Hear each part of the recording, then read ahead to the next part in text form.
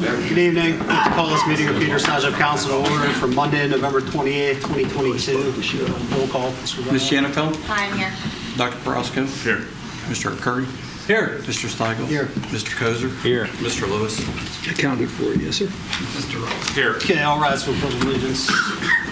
I pledge allegiance to the flag of the United States of America and to the republic for which it stands, one nation, under God, indivisible, with liberty and justice for all. This is right down there. Okay, the first item on the agenda this evening is going to be a public hearing concerning the 2023 Peters Township operating budget and capital improvement plan. I'll turn it over to Mr. Lauer. The ability of any municipality to achieve its goals is determined by its capacity to raise funds. The picture for our municipality in 2023 in this regard is bright, and as a result, there are no tax increases assumed in 2023.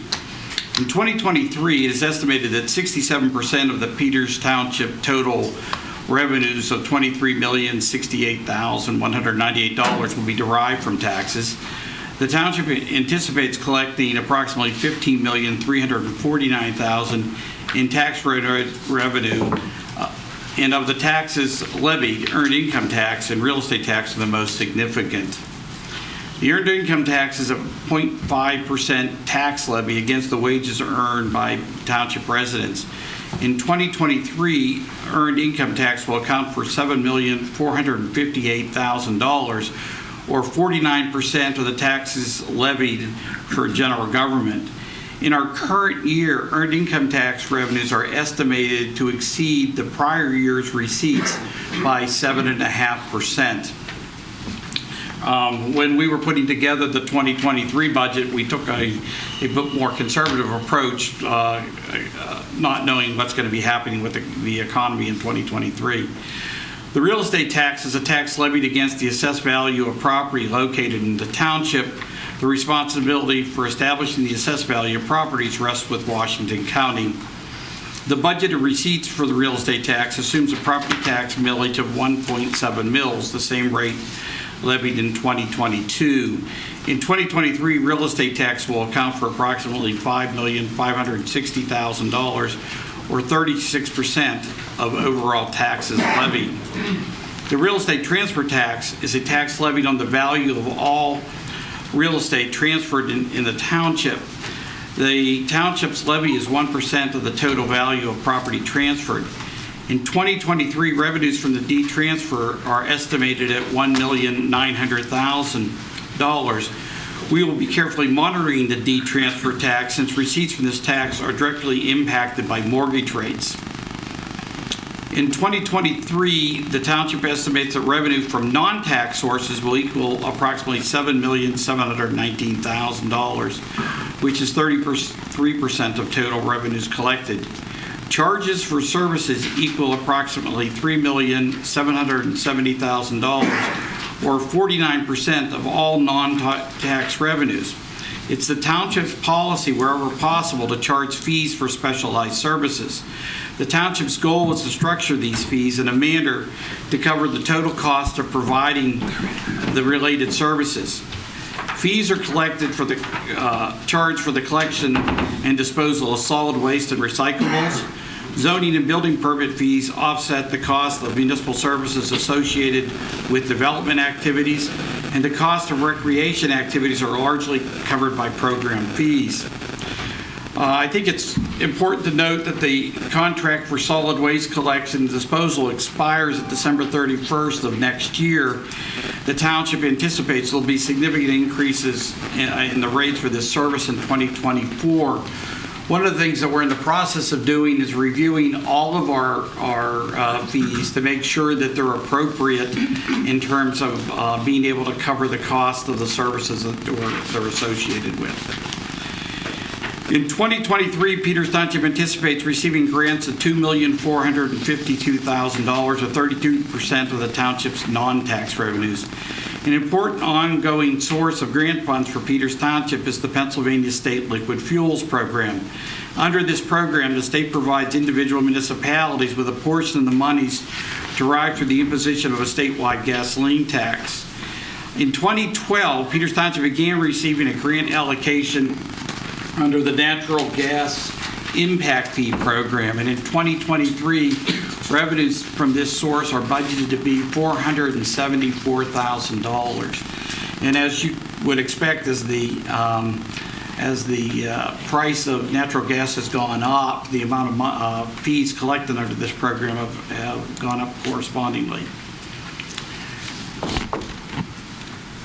Within the chart of accounts promulgated by the Pennsylvania Department of Community and Economic Development, municipalities are encouraged to group program expenses into 4 categories. These program categories include general government, protections to persons and property, public works, and culture and recreation. In addition to these 4 program areas, the budget includes expenses related to debt service, insurance, and employee benefits. The total budget expenses for 2023 are $27,508,271. General government expenditures represent costs associated with back office business functions of the township, such as accounting, payroll, tax collection, engineering, network administration, and managerial expenses. In 2023, $2,276,726 is appropriated for general government expenditures. This represents 8% of the overall budget. Expenditures associated with protection to persons and property account for $7,220,919, or 26% of the total expense. Programs contained in public safety category include police services, fire services, emergency medical services, animal control, planning, zoning, and building inspection. Construction of Fire Station 3 will be completed by the end of 2022. The township will be hiring 2 additional firefighters to staff this station. Early in 2023, the township will take delivery of a new fire engine. In January of 2023, the township will employ an additional 3 school resource officers. This will result in a school resource officer being assigned to every school. In addition, a sergeant will be assigned to provide supervision and provide coverages for leaves. Public Works expense in 2023 are estimated at $9,502,755, or 35% of the total expenses. A significant portion of this amount is associated with capital improvements, including resurface of roadways and rehabilitation of storm sewers. 3 significant capital projects are to be completed in 2023, including the reconstruction of Longview Drive, the storm sewer rehabilitation project along Marlboro Drive, and the renovation of the Public Works Garage. Both the Longview Drive and Marlboro Drive storm sewer projects are being financed with federal funds received through the American Rescue Plan. Programs included in the category of culture and recreation are the Peters Township Library, Parks and Recreation, and Peters Township Community Television. In 2023, expenses for culture and recreation are estimated to be $3,100,000, or 11% of the expenses. Not included in the budget are revenues and expenditures associated with the possible construction of the Rolling Hills Aquatic Center. If the township decides to proceed with this project, the budget will be amended for both the grant revenue and the construction expense. So this chart here lays out the number of personnel assigned to the various categories.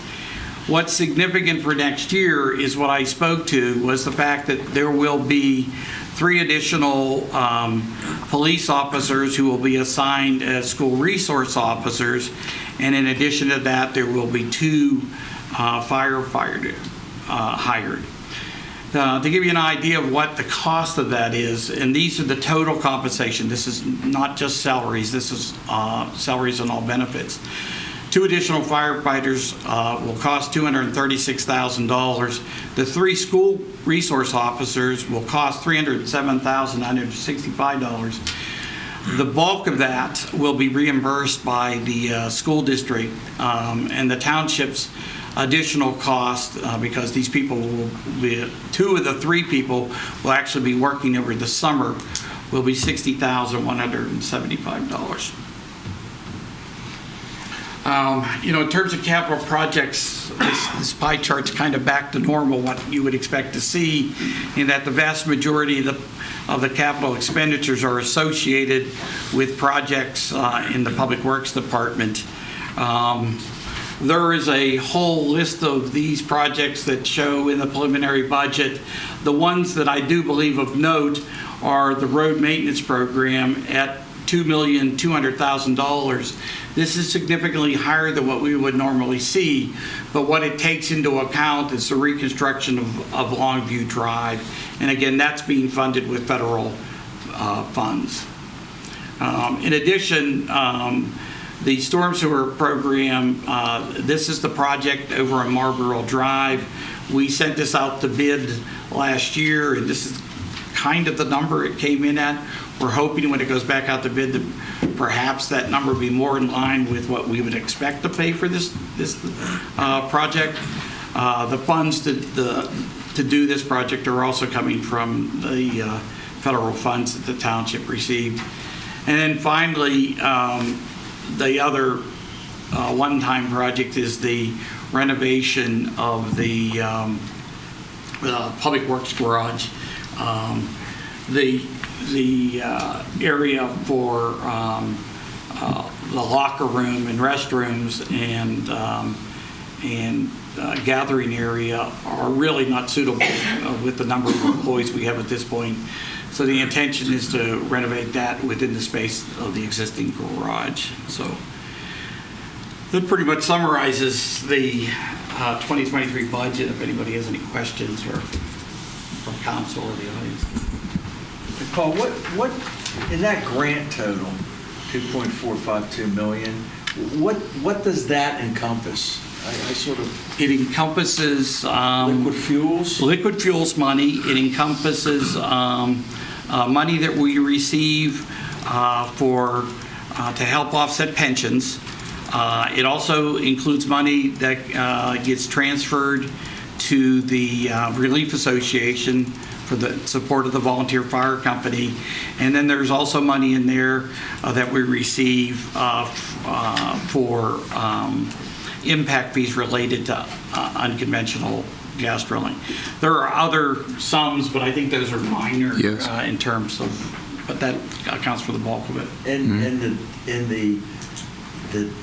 the difference between our expenditures and projected revenue is about $4.5 million, something like that. Now I know that the revenue numbers are probably conservative, and then we probably won't do some of the projects. But I mean, do you anticipate any need for capital? So the difference between that expenditure level and that revenue level in the large part is being accounted for by the expenditure of the American Rescue Plan funds. That's a significant amount of money. Okay. There's also, at least in the case of the fire engine and some payments that are left on fire station number 3, the township had borrowed funds and will spend those monies down. But it does anticipate spending down some of the fund balance. Now, as you know, because you've been here a while, we always anticipate spending down some of the fund balance. But we project things in such a conservative way that generally doesn't come to be the case. So I would expect that by the time we get to the end of next year, that things kind of balance out. What is our fund balance? Do you know what it is? I know it off the top of my head. Across all funds? Yes. Good Lord. I won't. I was going to say it's got to, yeah. Hold on 1 second. Yeah.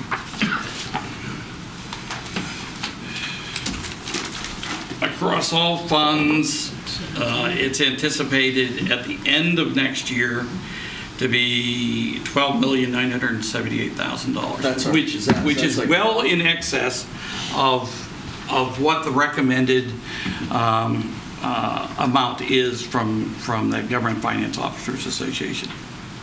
Okay, thank you. Any further questions from council? Anybody from the audience like to comment?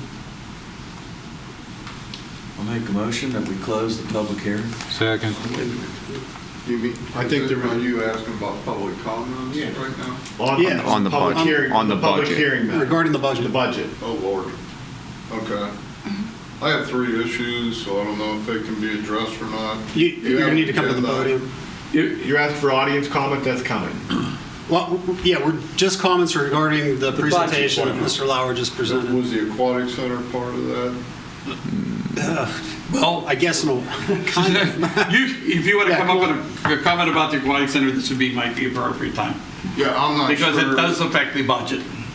Tony, if you could just state your name and your address for the Anthony report. Brown, 123 Druid Drive. I saw a manager's report on the aquatic center, and I wanted to get a clarification. It said in there that it was expected that revenues would cover operational costs. So my first question on that would be, I attended a workshop. Mr. Arcuri looked through the numbers and felt that they were very aggressive on the revenue side and that there would still be a shortfall. A couple people that I have respect for in the pool arena felt that at that time, the facility that we were looking to build was projected at 10.8. I believe that 5 bids came in before were withdrawn because they used a common pool constructor in their bids, and he pulled his bid because he said he was woefully underfunded, and I think you had 1 that came through. And correct me if I'm wrong, I believe that was at 13.5 or 14. So council at that time felt, let's not proceed with that, let's look at it. I believe there were a lot of cuts made to the plan. Well, I don't know a lot of cuts. There were changes made to the plan. There was a lazy river that was eliminated that allowed to do less grading.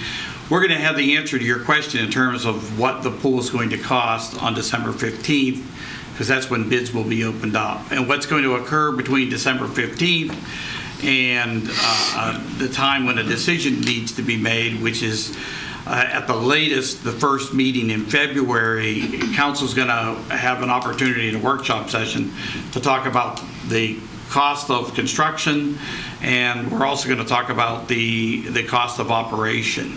And so that discussion is going to probably occur So in my January. 2 questions then would be, I think you may have addressed, they felt that the pumping capacity of the original plan was way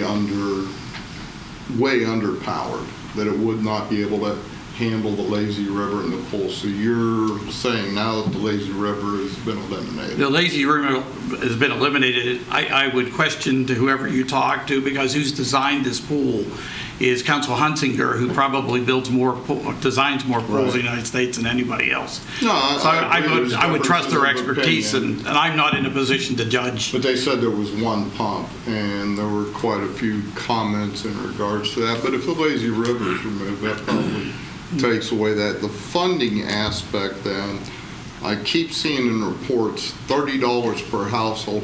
How many households do we have in Peters? Slightly over 8,000.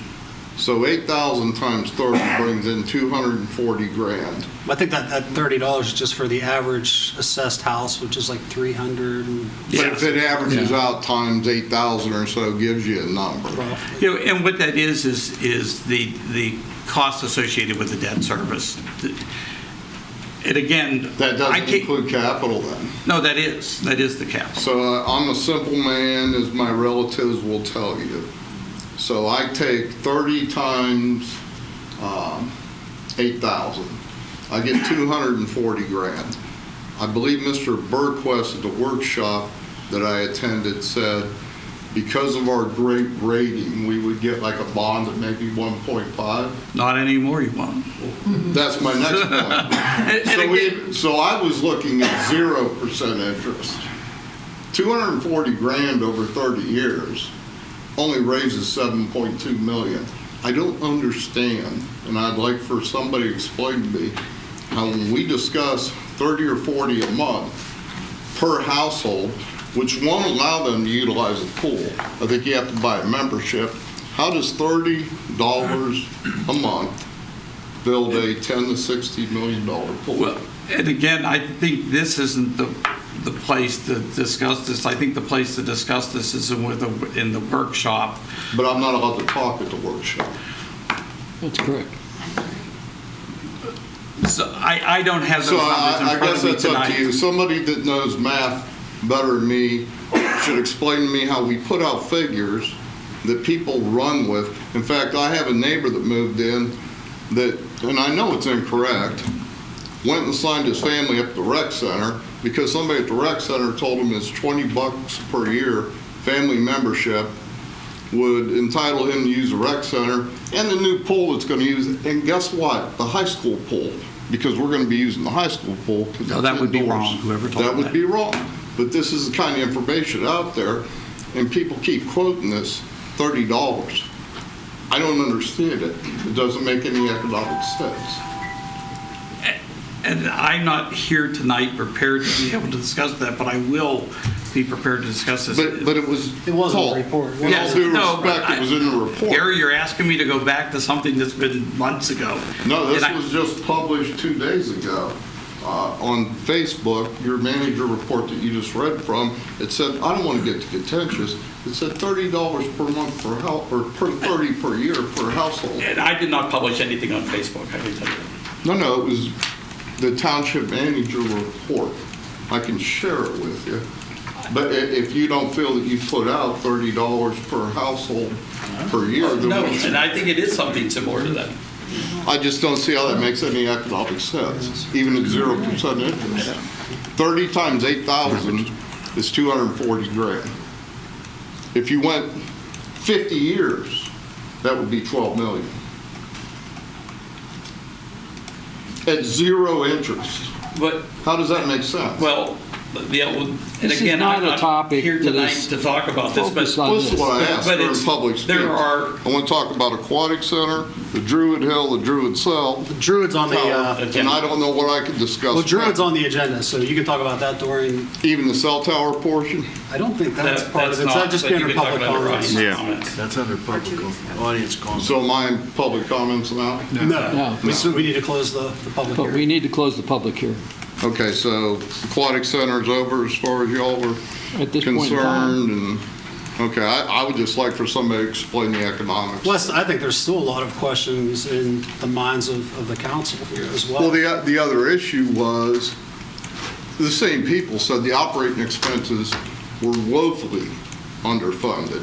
The number of employees needed to run that facility and the pay rate, because many of them said they were offering $20 and $25 per hour for like a lifeguard position, and pools were closed. They couldn't fill it.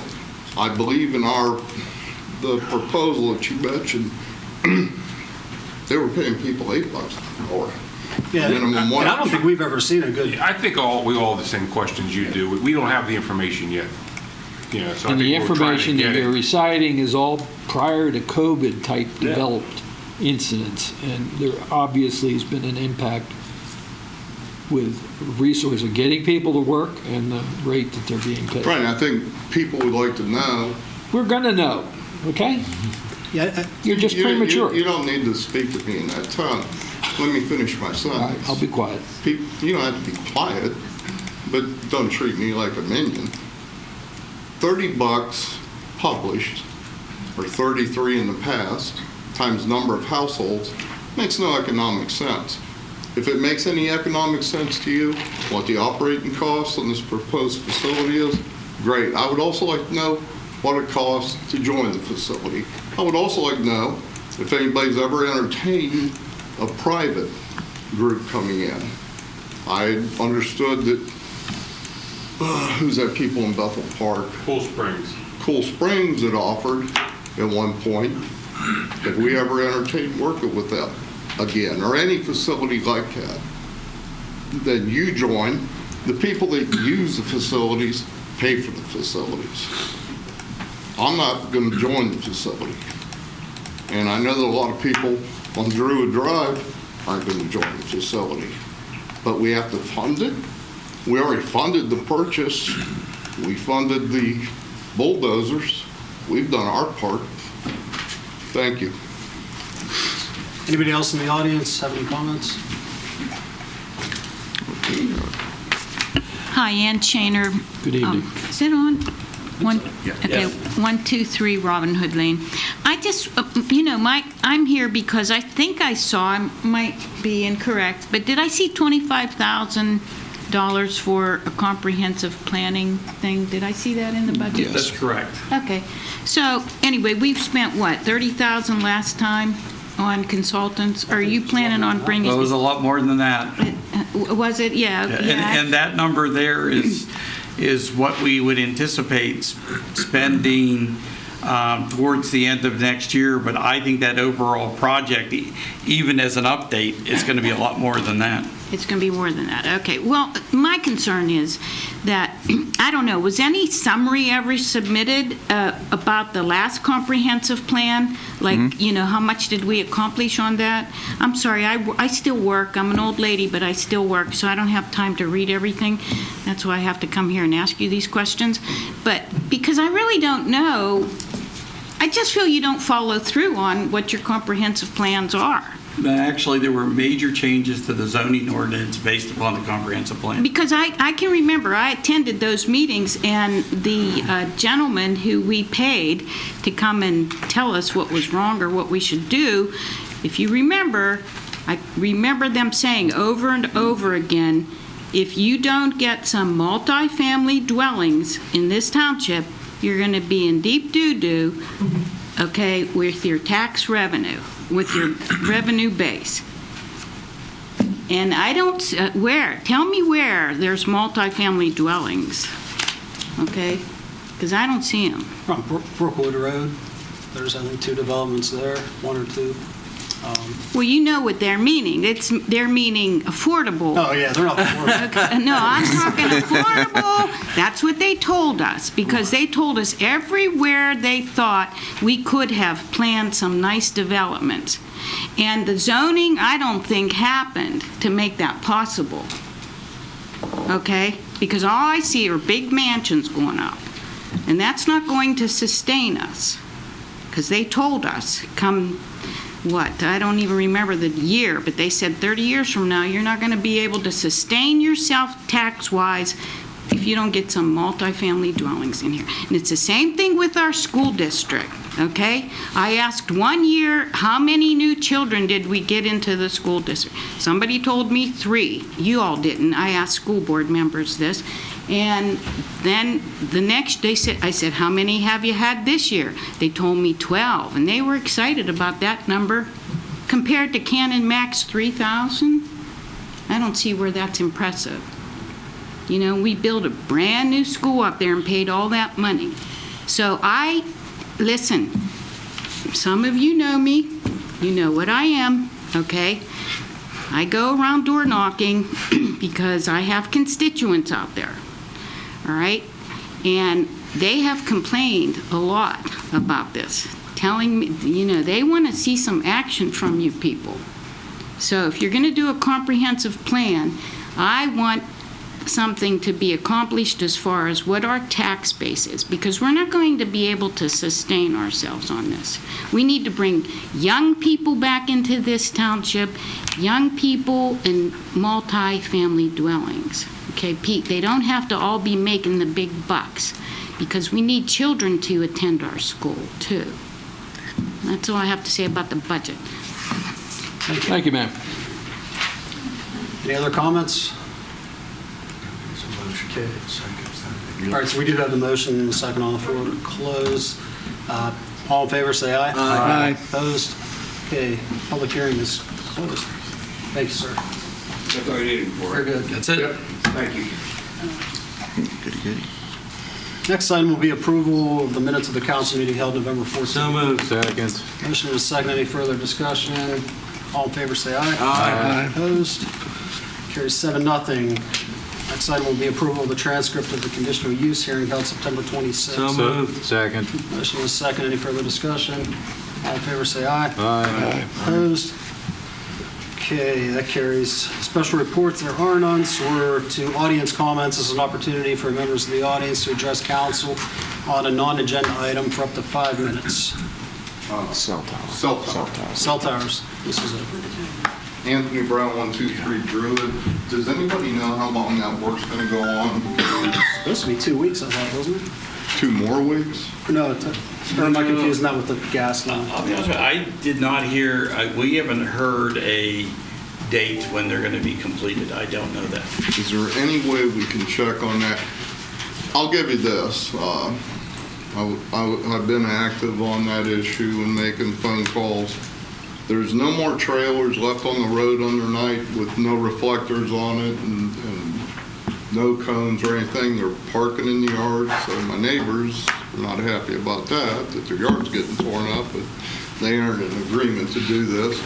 We average 7 to 10 vehicles a day on the road, but they do come. But I'm not the only one. I know there's a few other folks here that would like to know when's this going to I can happen. tell you what, Mr. Brown, I will contact them tomorrow and I will get a hold of you and let you know what their completion date is going to be. I would appreciate that. Thank you, sir. Thank you. Any other audience comments?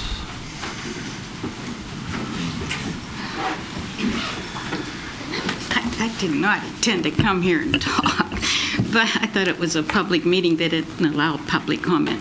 But anyway, I was out door knocking on Cedar Hill Drive, okay? And there's no stop sign as you come up from McMurray Road, and I can't, what is the name of that road? Heritage Meadows, I think. Is that the name of it? But anyway, so I was talking to people that live there because, you know, cars come whipping up there like crazy and they don't have to stop. They're either going to Paramount, the nursing facility, or they're making a right-hand turn, and they're taking a shortcut through Cedar Hill Road, and they're going up the hill to where they live, into my precinct, okay, D2. So I had one gentleman, and, you know, I don't know what he was, Democrat, Republican, whatever. So he came up to me and he said, you know, you have a worried look on your face. I said, yeah. I said, I'm concerned about these cars whipping up around this corner. I said, you know, have you ever complained about this? I said, there should be a stop sign there. And they said that they have. And they said that they were told that it would cause congestion down, all the way down to McMurray Road. Well, I'm sorry, you know, I understand that shortcut was created because there was some sort of hillside or something happened, and they told everybody to reroute themselves to get up into that development up on top of the hill. Do you remember that? At least No, this is. nor do I have any recollection of anyone ever calling to say that they're concerned. Well, anyway, I think you should have a stop sign there because it's dangerous. And one gentleman came up to me and told me that his little girl almost got hit. You know, now look, you know, Cedar Hill, if you know where that's at, those are, I don't know, they could be very wealthy people for I know, but, you know, I think it's low income, okay? And because they're apartments, and I think that those people deserve a stop sign down there. And I promised them that I would come to a meeting and I would announce that there should be a stop sign, or if you could at least look into that, because it's just not right. All the people who live up on top, you know, up on King Richard and you know, up on top. Yes, Crosswinds and Crossbow, all that up there. They are just whipping around that corner and going up the hill. That's what they're doing.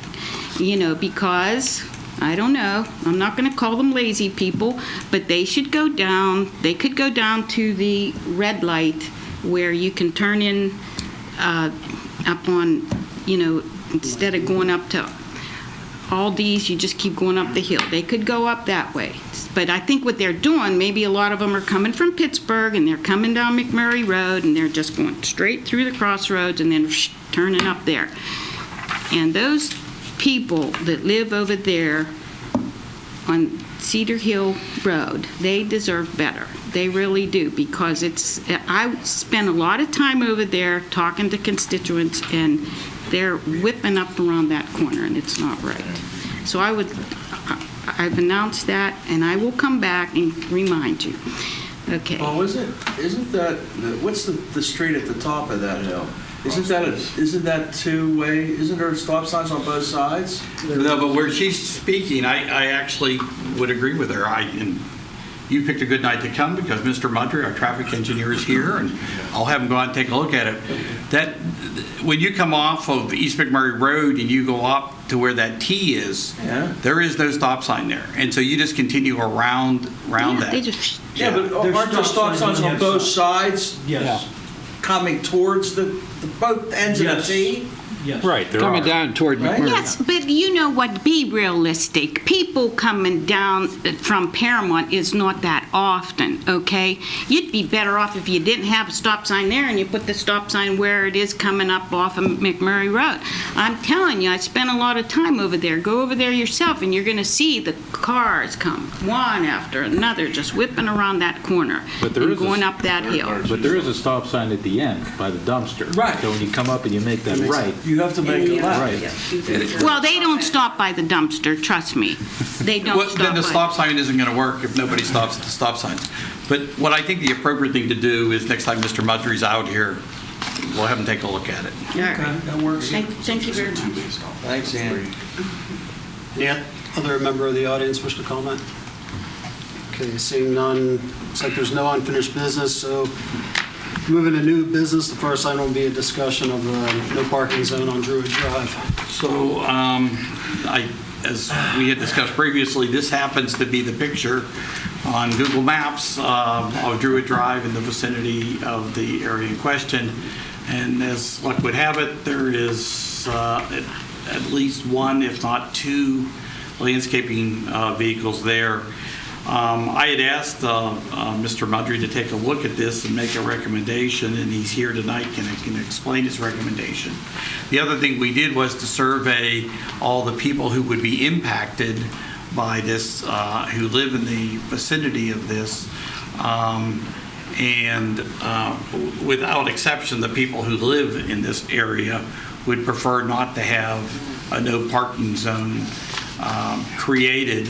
I think the one thing, and again, council needs to decide this, but the one thing to keep in mind, it's not only the people who would be in that no parking zone that are affected, the people who are right beyond the no parking zone will be affected because these trucks will not be moved to that location. Mike's here, and maybe you can go through what. Good evening, everybody. Mike Mudry. How you doing? So last year, I think this happened probably, I want to say in like April of last year. 2021, yeah. Yeah, we talked about this. And of course, when I go out in April and May to look at this, I saw the same thing you see on Google Maps. There's lawn trucks all over the place. And I could see the idea of the congestion there. And we took a look at some of the sight distance and things like that. Basically, it's a one-lane road when you have 2 or 3 of these things parked out there. Initially threw out the idea of a no parking zone. I think we ran it by the police. I won't speak for the police, but I believe that when they went up there, they were kind of under the same opinion that there was an issue there with the sight distance. So we came up with the idea of doing a no parking zone in that stretch that you see right there. Now, with that being said, I thought it was, I thought there was some neighborhood support for that, but apparently there wasn't the first time around. So we came back, took another look at it. Another alternative is cars are just moving quick. Sight distance is a function of the speed that you're moving up there. So the second recommendation, I think this is out there right now, is the Hill Blocks View sign up there with a 15 mile per hour recommended speed limit under there. And if you're doing 15, 20 miles an hour, there's enough sight distance. I would say if there's still an issue, it could be a function of people speeding, or, I don't know how often. We didn't go out and count how often people are actually parked in these spots. We didn't make any observations like that. So I guess that's kind of where we're at. Either solution is an acceptable solution. Eliminating parking obviously eliminates the problem altogether. Putting up a sign that says Hill blocks view, it's a warning sign. The drivers have to drive reasonably. So it's on the driver to regulate their speed. I'm sure we can go out and find a dozen of these similar situations if you try, but that's not what we do. We don't go around looking for these around town. But unfortunately, in some of these areas where you get a lot of that truck or landscaping activity and such, you have these issues. I think this area is compounded too by the cell tower being a couple houses down here. So there's always doing maintenance with those trucks being parked there, so that makes it even more of a difficult area. Mike, I don't know how many people park there in any given day or week or whatever, but like when you were out there looking at this, and if you assume that nobody parked there, obviously if people had to park, they would park someplace on that road. And does that create like a collateral issue? Is the sight distance, if people park below the red or above the red, is that going to cause a problem? Or is the sight distance on those portions adequate? It's longer because you're over the hump of the hill and you can see further. You get, the limiting factor is right there in the middle of the red zone. You're basically coming up and over the hill, and unfortunately when you have those 2 or 3 trucks parked there, you're creating 40, 50 feet of basically a 1-lane road, and you've got people coming up the hill. They can't see the end of the parking blockage, so they're coming at each other. That's a situation that's been, but that doesn't happen that often. That's what I'm saying. We didn't go out and look at a frequency or occurrence. It was just the fact that you've got vehicles on one side of the road parked, like one vehicle. Or two happens vehicles. everywhere. Does that tend to slow down traffic? It normally does. So wouldn't that then improve the sight distance? Right, and like I said, I didn't go out and make any observations of how many cars were there, and I didn't measure any speed, but you're right. Normally, parking on the street slows traffic down because of, there's less pavement for them to be driving on. It naturally slows them down. But one of the residents also said in the email that they felt that the speed was increased because they quickly tried to get around rather than slowing down. So, and again, the that opposite as well. Yeah, that could be true too. I don't know. I didn't go out and observe the people. Well, it just would seem to me as common sense. If I see it's reduced to 1 lane, I'm not going to speed up. I'm going to slow down. Right. It's not like you're behind a garbage truck and you're trying to pass it on McMurray Road and there's nothing coming and boom, you blow by it. Right. I would agree. And I'm not saying one way or the other. I just wanted to know what the tendencies are. I think either of the things that we've proposed, the no parking or what's out there now with the Hill Blocks view, I think they're adequate measures to address the issue. If there's still complaints and issues with if it's a speed thing, that's an enforcement issue. If somebody's blowing up there 35 miles an hour and they're driving beyond their limited sight, they're over driving their sight ahead, unfortunately, that's an enforcement issue. When did the Hill Blocks View sign go up? They've been up for quite a while. About a year. Yeah. Well, they went up when the 15-mile limit went up. Well, 15-mile recommend. Are we allowed to talk? No. You have anything else to? Unless you have any other questions, that's what I have. Do we have any record how many accidents have been up there? 2? There was 2, but one of them was something that was totally unrelated, and I think the other one, somebody hit a mailbox. So there obviously wasn't a parked car there because they hit a mailbox. I can give you 3 times that members of my family were almost taken out. They know. Despite, we need to do that. What was the time frame with those reportable accidents? 5 years, 3 years? Do you know? I think the chief pulls at least 3. It might have been 5, but it was 3 to 5. I'd have to go back and look. Okay. And I'll sit down unless you have any other questions, or I can come back up if you have more questions. No, I'd like to ask something while you're up there. If we're allowed to talk. Come on up. I know you wrote a report. Tony, can you come up to the podium first so that they can pick it up, the recording? you wrote a report to, and I'm sorry if I said the name wrong, Mr. Madre to Mr. Zemeckis? That was 5/26/21, and it's, you talk about vehicle code 75 PA CS 6109, vehicle code 67 PA 212.114. I have 5 police reports, PA code 3351, at the 500-foot sight distance. The way we are now, whether it's a warning sign or speed bumps I heard, it still doesn't reduce our liability in case there is an accident. I don't think council can be held harmless if it's a known issue. You don't have 500 feet of assured sight by putting up a sign that says recommended 15, or hey, there's a hill coming at you. As you can see, when you come flying up over some people come flying up over that hill. Right. You got the people coming from the right and flipping over, and boom, there it is. So, you know what, maybe nobody's died there yet. Maybe somebody will. Maybe somebody will be paralyzed. I know my neighbors don't want their parking removed. Maybe there's other options.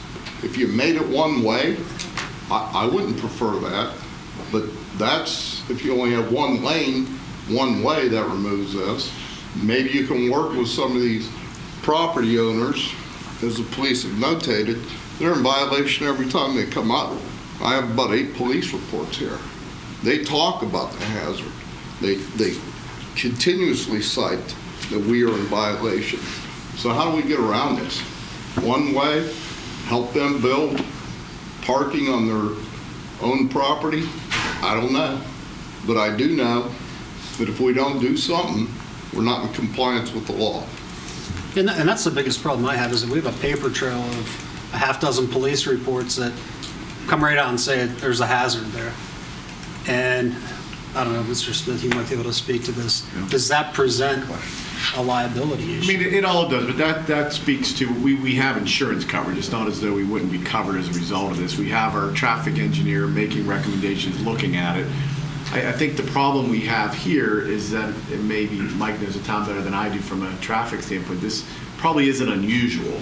You know, you have these scenarios that we can't address any more maybe than already has, other than the no parking that may be proposed as the next level. So on 5/26/21, there's a paper trail. Mr. Mudray said we were in violation of all these codes. At the end of the day, if there's an accident there, there's a paper trail. Are you withdrawing that recommendation? No, I would say that you're citing things of the vehicle code that the police cite people for as a vehicle enforcement issue. I'm engineer, and I brought up points as questions. You So please, specifically said in your report it needs to be made no parking, and here's the signs that need to be used in your 5/26/21 report. There is now a paper trail. and that was the initial recommendation. There's not one solution for everything. But that was you the did second. cite the vehicle code that says we're not giving the assured clear distance. And what I would say is, again, that's a vehicle code item that the police have to make a decision to enforce. And the police will not do it per their own orders until there is no parking sign put up, so it's a circular discussion. And I haven't talked with the police or anything like that. I don't know what, I mean. They wrote a recommendation to start ticketing, and then that was withdrawn until zoning and TPD and council worked out a solution. We don't have a solution. We still have a danger. That's why we're here tonight, to determine what that solution should be. Thank you. Any other comments from the audience on this? Yep, I do. Hey, state your name and your My name address, is please. William Mers. I reside at 119 Druid, right here beyond the crest of the hill. The one question that I had, it seems that this thing has been in Glasses? progress for a year and a half. It's the first I heard of it when I got a letter from Mr. Zook. It said that the council was considering a no parking zone. My first question was, what's the reasoning behind it and where are the analytics to support it?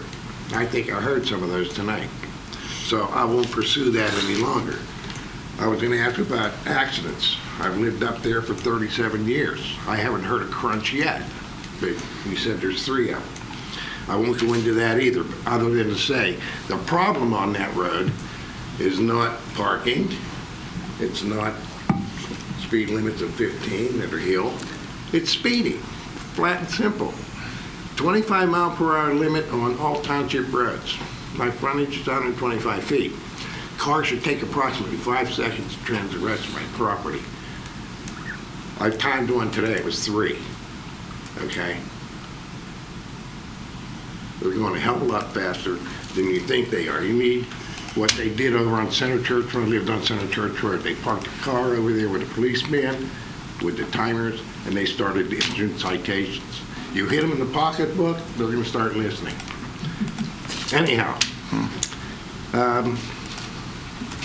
I was wondering about the analytics, but the analytics, I guess, have been going on for years. And the lower part of Druid Drive, yeah, that's a trouble zone. But if you're going 15, you got plenty of time to react to a car coming the other direction. But another area that fits the description that you hear nothing about, and today I'm coming back from the grocery store on the southern end of Druid Drive where it splits. And what do I see when I'm coming up the hill? 2 landscapers got their stuff parked on the street. When I'm in the wrong direction, I had to go off the road to get around it.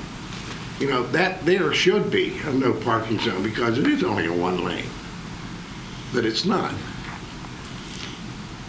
Other item I wanted to bring up, Robin Hood Lane. Robin Hood Lane, you come up from Water Dam Road, or if you come up from the other side. The grade on that hill is every bit as severe as what's on Druid Drive. There is no sign over there saying hill. There is no sign over there saying no parking. That's a situation that's twice as dangerous as what you have on Druid Drive. But yet you want to put us, if you will, under the microscope and say, okay, you're not allowed to park here. Where am I going to park when I invite my friends over, my family over for that picnic on Memorial Day or 4th of July? Or maybe it's Easter dinner, Thanksgiving family get-together, or Christmas. I'm going to have them park down on Fireside Drive and walk up Cardiac Hill? Or are you going to supply transportation?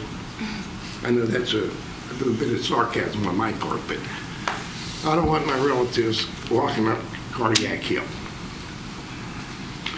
So, you know, I don't know on the no parking zone, and I say if you want to slow down the speeders, do what they did on Robin Hood. They put speed bumps all over that road, even on the flat parts.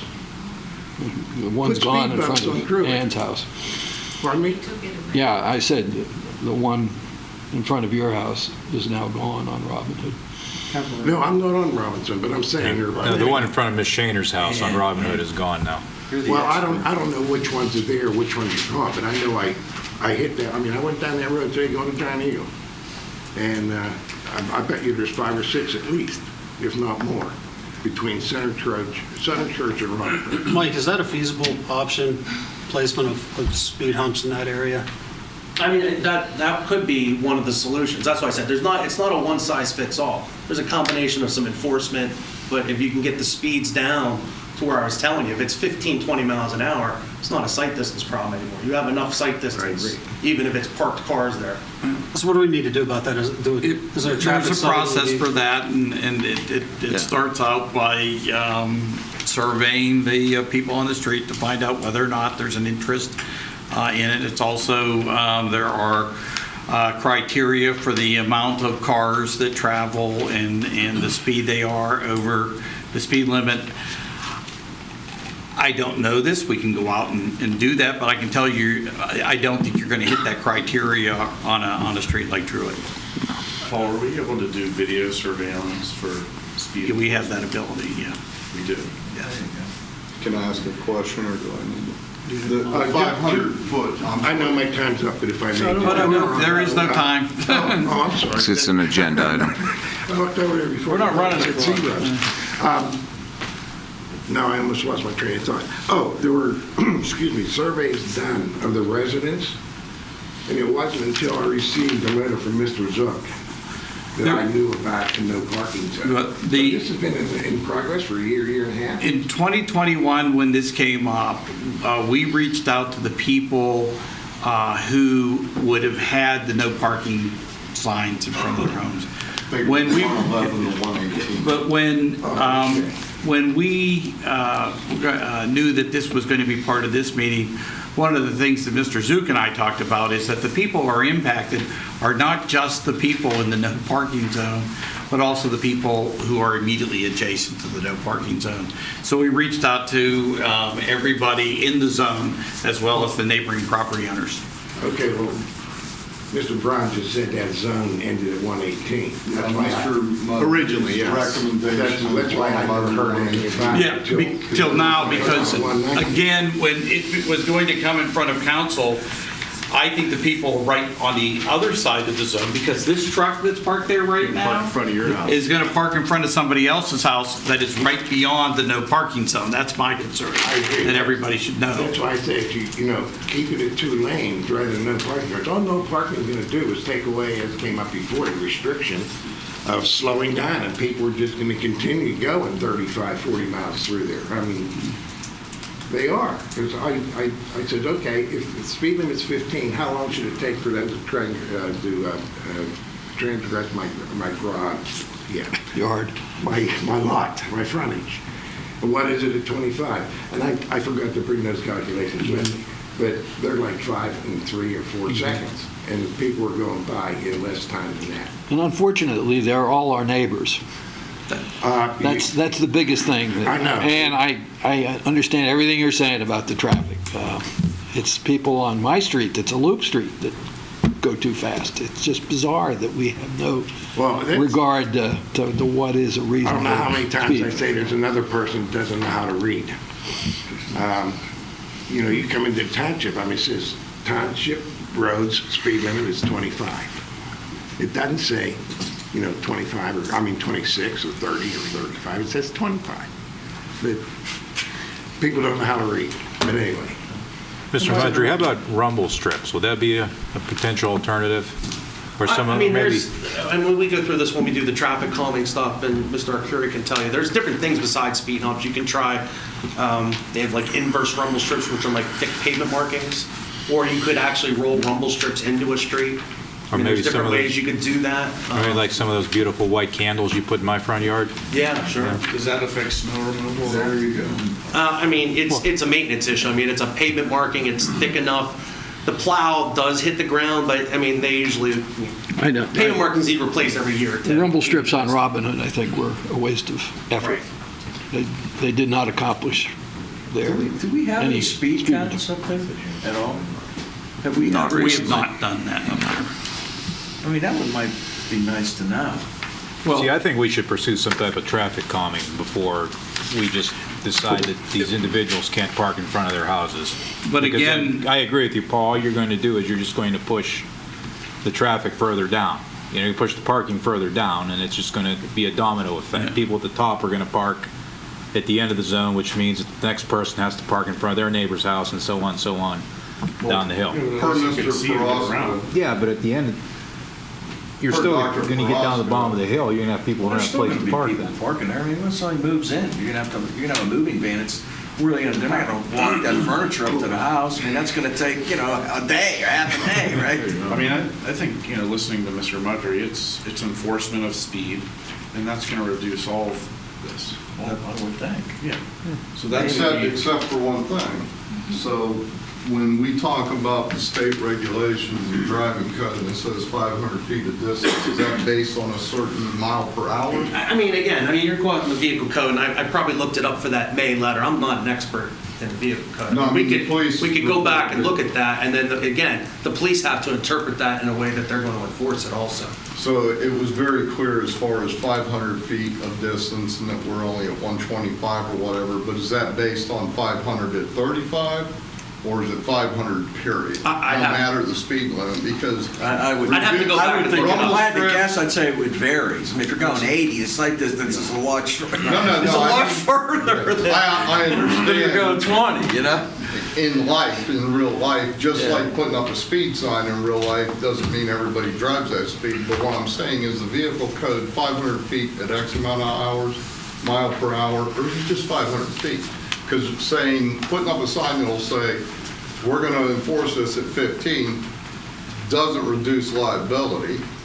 or does not reduce sightline distance. 500 feet is still 500 feet. But the if you only have vehicle- 125. But that's the thing with the vehicle code. The vehicle code is incumbent upon the person driving the vehicle to understand and know the vehicle code.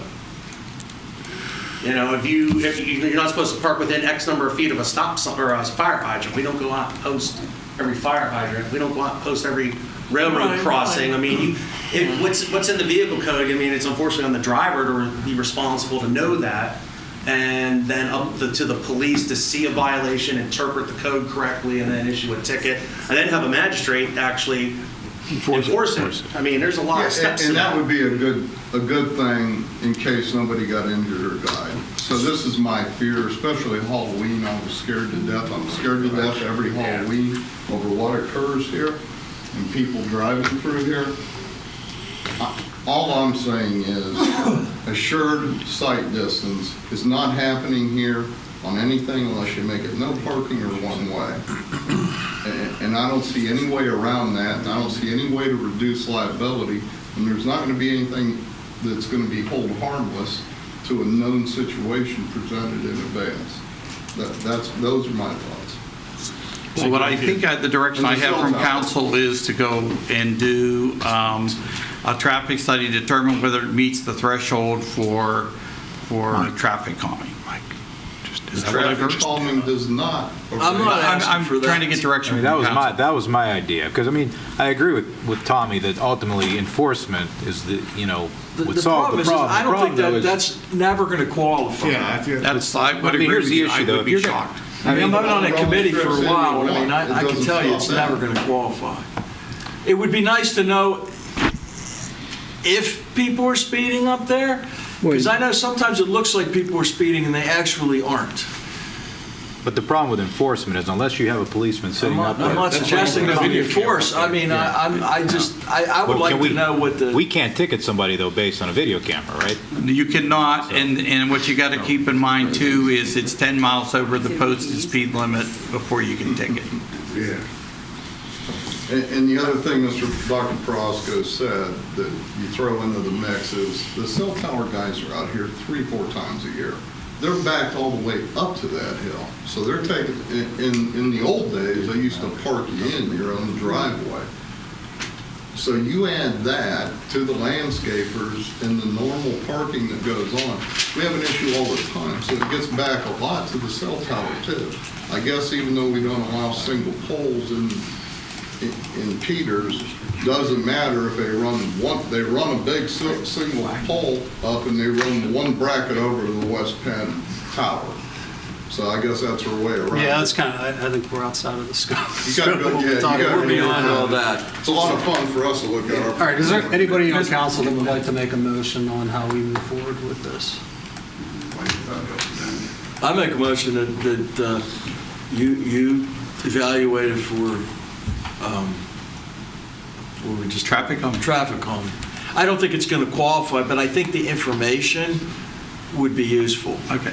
So that would give us speeds and It would give us speeds and counts. traffic counts, and then I think we go from there. Although I'm not a big proponent of putting that on, making that all no parking.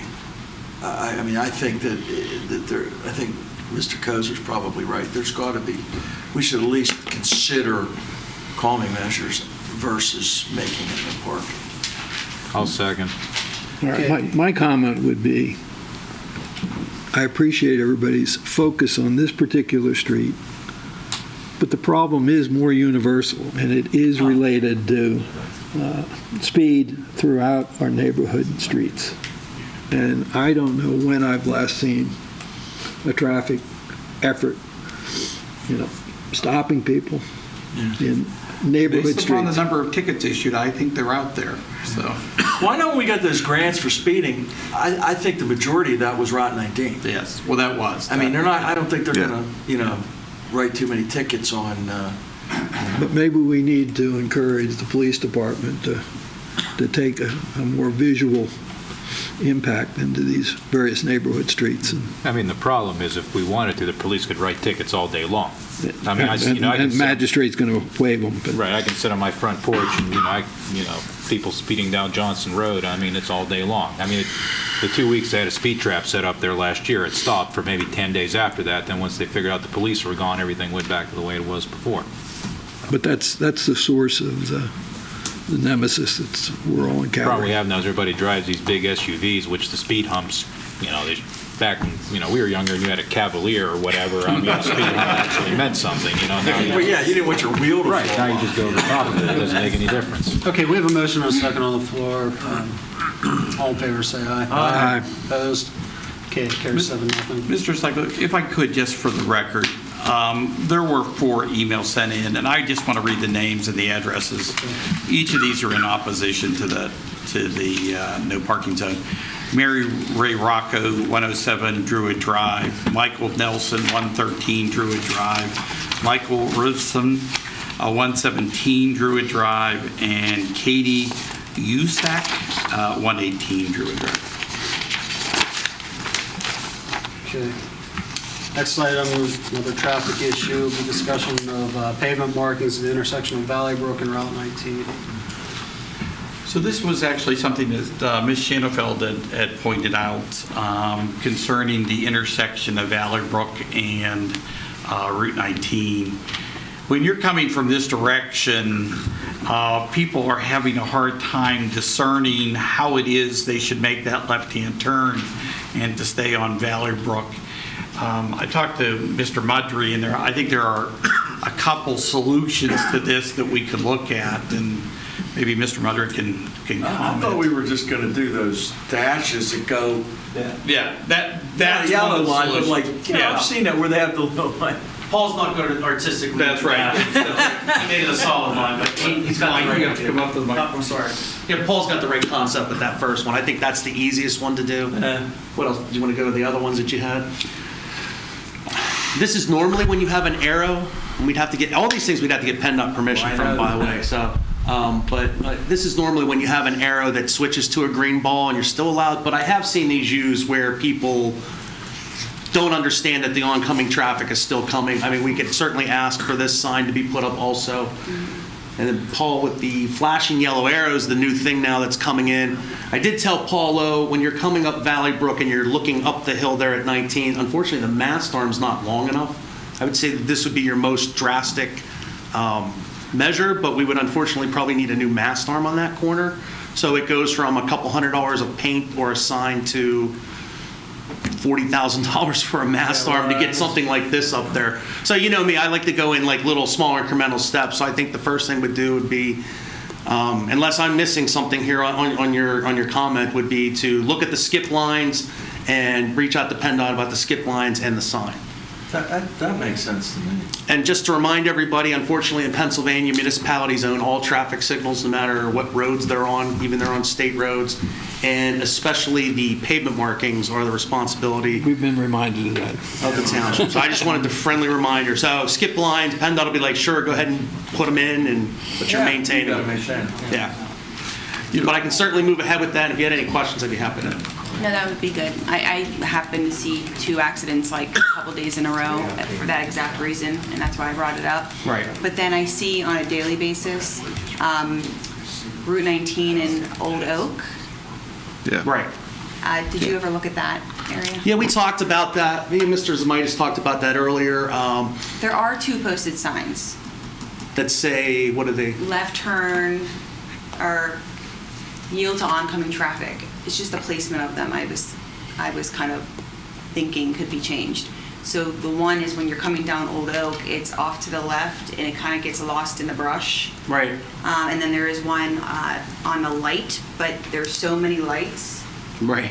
it doesn't face those people, so you don't see it. And you're saying that when people come down Old Oak and they go to turn north on 19, they're just kind They are of just shortcutting the whole going. intersection and cutting people off Yeah. coming across. I don't. I know you don't. But I will would say take. like every time, Yeah, right. which I Yeah. live off that street. Sure. I would say every time I see almost an accident. If not, I have seen before. I think it's a function, again, just like Valley Brook, it's a Yeah. function of, we don't have perfectly plus intersections. We have these odd shaped intersections, and somebody wants to go north, they're looking there, and they're not looking over here for people coming out of the shopping It's center. a shorter light too, so people come over that hill, and I think And a they're- lot of people have cut through. They're trying to run for it. Yeah. Right. I'm more than happy to take a look, and again, if it's something that we can talk to PennDOT about and move a sign or add a sign, we certainly can do that. Thank you. It would be nice to know, Paul, how many accidents were reported up at that intersection? On both intersections, I guess we're talking about. Do you need any motion on this, or? No, I just think we can go ahead with this. I was going to bring this up under miscellaneous, but since Mr. Mudry's here, one of the things that I put up on your desk is the timetable for the Bebop Valley Brook Roundabout project. You know, the project's been let. The notice to proceed is supposed to occur on December 19th. On the second page, and I think this is what is going to cause most of the issues. The detour for the Valley Brook Road side is scheduled for February 20th. That continues until June 30th, when the detour is now on the Bebop Road side. And the detours are all done by the time school begins in the fall on August 14th. So. And it's my understanding, when I looked at the detour plans, it's not a full closure. I don't know if some of you saw the one that they built up in Upper St. Clair. They kind of maintain all the traffic.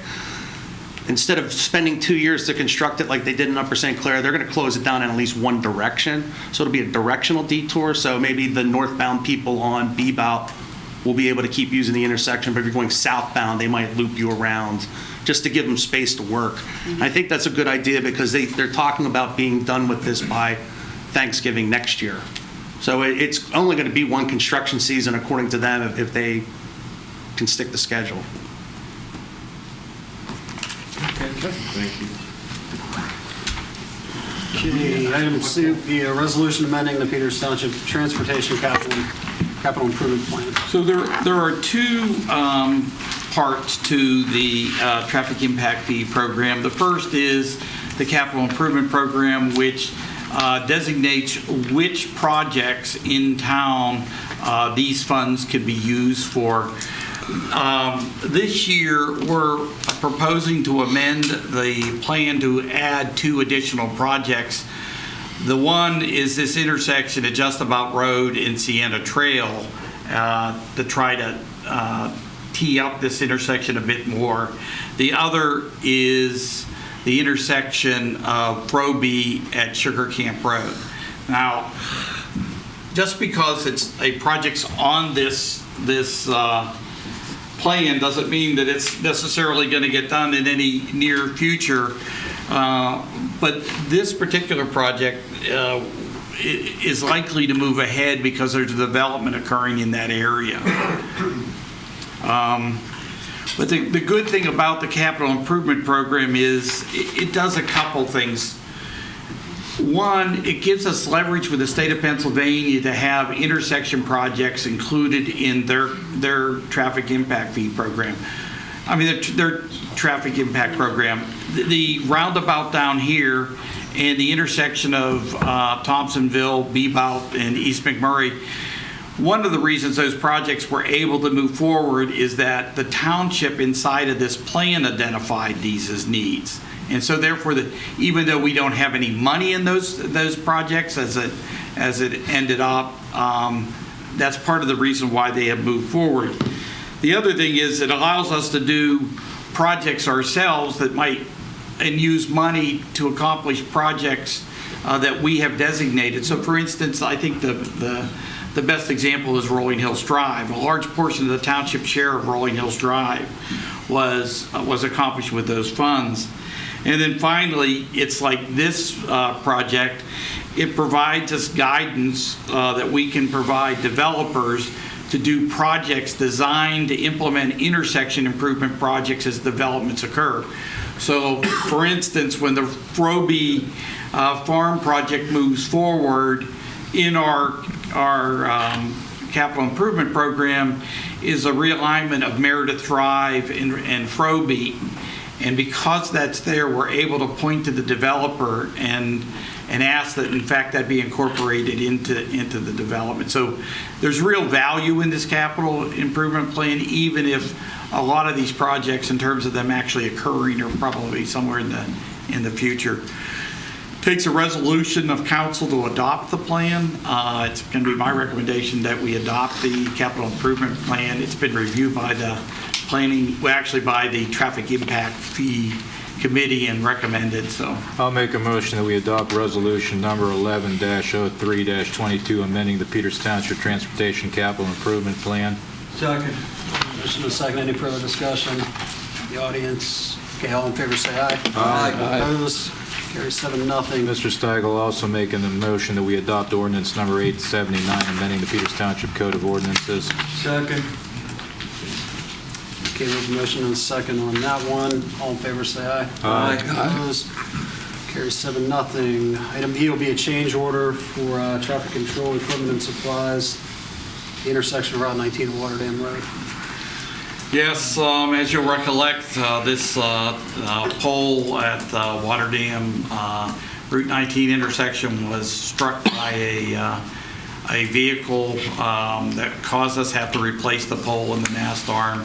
A large portion of this project, well, all the cost of this project up to this point has been paid through that insurance settlement. When they were doing this work, they ran into some unforeseen issues that resulted in a request for a change order in the amount of $16,022.30. Yeah, it's going to be my recommendation that we approve that change order. So is this change order covered by the settlement as well, or is this? I would like to be able to discuss that with council in executive session. Okay. All right. Move we approve the change order to the contract issued to Traffic Control Equipment and Supply in the amount of $16,022.30. Second. Okay, motion and a second. Any further discussion? All in favor say aye. Aye. Opposed? Carries 7-0. Item F will be change orders number 1 to 4, contract to TBI Contracting for the construction of Fire Station number 3. So change order 1 involves something that I've talked to council about before. When they were doing the excavation for the foundation, they hit unsuitable soils as determined by the geotechnical engineer. The other thing they hit were a number of tanks that were there. There were septic tanks and other tanks that had to be removed. There was, in fact, a unit price for over excavation, and what this change order represents is applying that unit price to the volume of materials that were removed and replaced.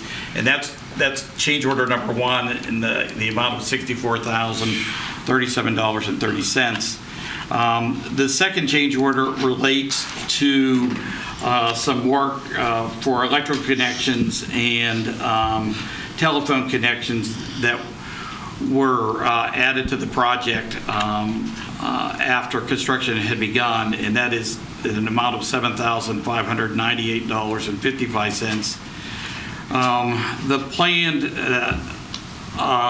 originally had a specification for this concrete apron in front of the doors.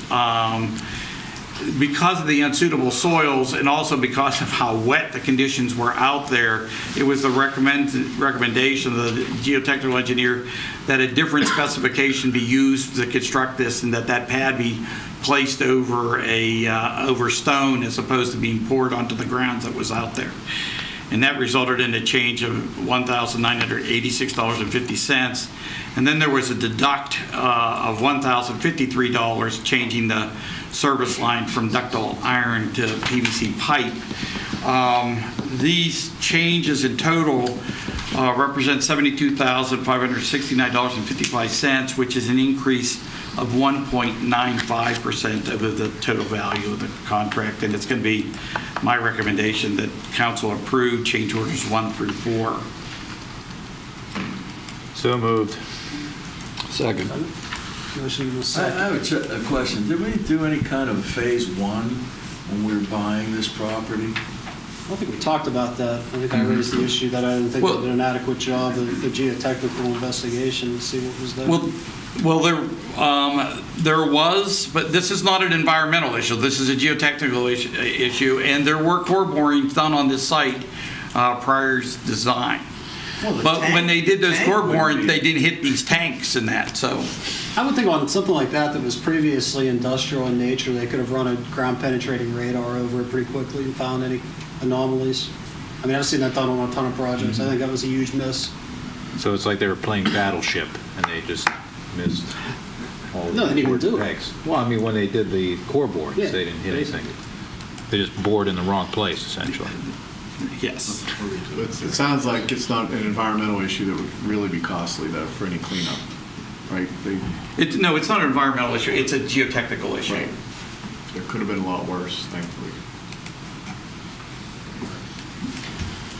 Can somebody make a motion? Yes. All right. All in favor, say aye. Aye. Opposed? Carries 7-0. Item G will be approval for recording purposes of Huntington National Bank subdivision plan. Mr. Steigel, for the record, my colleague, Mr. McKeegan, is in the back representing Huntington Bank, so I will be recusing myself from this matter. I'm going to be recusing myself as well, since I'm on the board of St. Clair Hospital. So the Franks are out. That'll save us 10 minutes. There we go.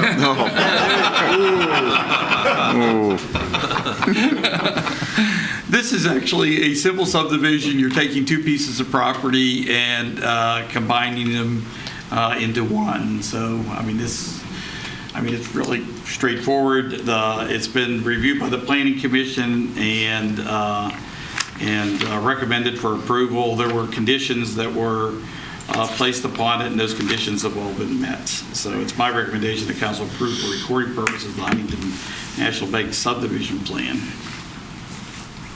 I'll make a motion to approve Huntington National Bank subdivision plan as shown on drawings prepared by Algeo Civil Engineers November 8, 2022. for Second. Huntington National Bank. Okay, motion and a second. Any further discussion from council? Anybody in the audience care to comment on this? Okay. Motion and second. All in favor, say aye. Aye. Opposed? Carries 5-0. Item H would be a resolution authorizing filing of a redevelopment assistant capital program application and business plan for the Rolling Hills Park Aquatics facility. Now I'm going to turn that over to Ryan. Yeah, typically a process for a grant is actually you submit the application, you get awarded a grant, and then you enter into an agreement for the grant. The RACP program, Redevelopment Assistance Capital Program, is a little different. You actually just get an itemization in the state capital budget, depending on how forcefully certain people advocate for it. You get you may or may not get funding, and then once you get funding, you simply put together an application for the grant, and then you enter into an agreement for it. The resolution tonight is part of the application. Submitting this business plan and application does not commit the township to doing the project. It is simply keep the process moving for accessing the funds should you choose to undertake it. So that's where it is.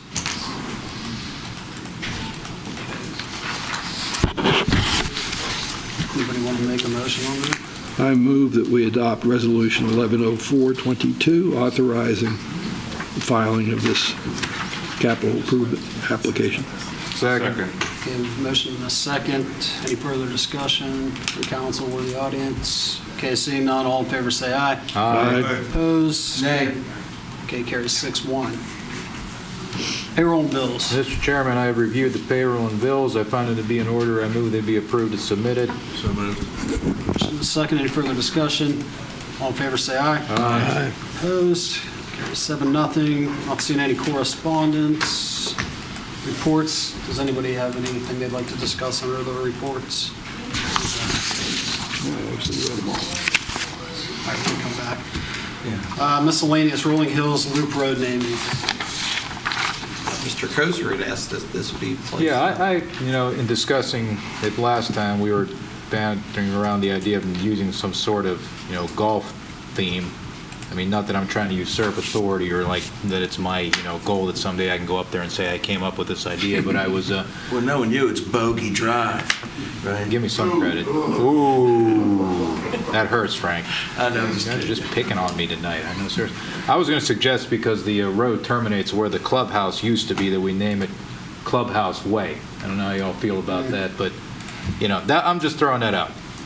You guys are free to suggest something else. I'm not, like I mean, I when said- does this have to be named by? Is this something we need to do? Only when it opens, so we need a name by Memorial Day of All next right. year. We'll leave time. And, my only point to council was, What road if tax you're would gonna, be? if you're going to have someone else look at this, if you're gonna have the Park and Rec Board look at it, or if you're gonna look at, whether you want to establish criteria for what, the basis on which to name it.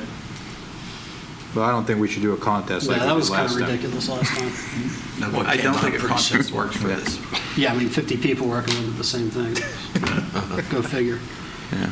All right, I guess we can table this for now. Okay. Hey, Paul, I have a question about that. When we took that over, remember there was that big inlaid If we have emblem? that Do we still. still have that? Yes, and one of the things that I was going to suggest is that if the school district goes ahead with that putting green that's there, that we make that available to them so they can incorporate it in somewhere. It would seem to me that would be an appropriate place. Makes sense. I thought there were two of them. Did we only get one of them? There's only one. There was only one. I think somebody stole Oh, one. you're right. Someone stole one. Someone stole one. There were two, but That's somebody right. You're stole right. one. You're right. You're right. Any items for the next agenda? Well, the only thing I want to say under miscellaneous, and Representative Mihalik will be here to more formally make a presentation, but one thing about Representative Mihalik, she always has the interest of the township at heart and pursues things on our behalf without having to be asked. So one of the things that she's done is acquire a grant for $650,000. Now, it's a matching grant, so the project will have to be somewhere $1.3 million. And it's designed to take care of what I think is one of the biggest problems right now inside the park is the Field 1 and Field 2, particularly the press boxes there. On our capital projects right now, the relighting of those fields are both projects that are there. We had looked at previously doing a turfed infield on Field 2, and that project was put aside because of its expense. I think this is a chance to do those kind of improvements, and again, it's all possible by the fact that Representative Mihalik has gone out of her way to look out for our interests. So she's going to be here probably first or second meeting in December. So. Okay. Next agenda? Anything? Do we have an update on what's going on there on the way into the country club, that slide? Is that fixed yet, or? No. We Why not? talked about this. Get down there. Yeah, I'll go with my shovel if I get down there. No, we talked during the budget workshop. The game plan for that is to, we actually applied for some grant funding. I'm not confident we're going to get that, but to fix that slide. It hasn't moved since May, and it was at the site of the old slide back in 1985. So I don't think it's anywhere near what we had to deal with 5-6 years ago. Okay. Slide. So we're kind of on a wait-and-see approach right now. Public Works looks at it on a routine basis. If it gets any worse, we'll neck traffic down to one lane, put barricades up, put some stop signs up. But for now, we're just kind of wait and see, try to get some grant money to repair it. Thank you. Anything else? Guess we have an executive session then? Yes. Okay. Sure. Meeting is adjourned.